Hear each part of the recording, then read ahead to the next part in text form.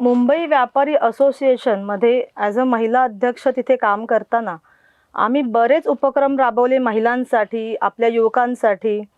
अक्षरशः म्हणजे उद्योग मेळावे घेतले, फ्रँचायझी डिस्ट्रिब्युशन मेळावे आपण घेतले. जिथे आता आपण बघतोय बऱ्याच ब्रँड्स बघतोय, मुलांना आता क्रेज झालंय यंग जनरेशनला, की ब्रँडची वस्तू पाहिजे कुठल्यातरी, लोकल नकोय. तर असे बरेच ब्रँड्स आहेत की ज्यांची फ्रँचायझी घेऊन आपण व्यवसाय करू शकतो.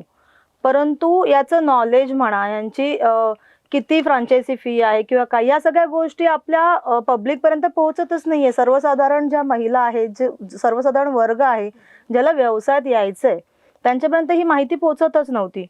मग आमच्या मुंबई व्यापारीच्या माध्यमातून आम्ही बऱ्याच अशा फ्रँचायझीला भेटलो, त्यांच्या अपॉर्च्युनिटीज आणल्या, त्याच्यासाठी आम्ही मेळावे लावले, फ्रँचायझी डिस्ट्रिब्युशन मेळावे, आणि त्या माध्यमातून बऱ्याच महिलांना आपण उद्योगात आणलेलं आहे.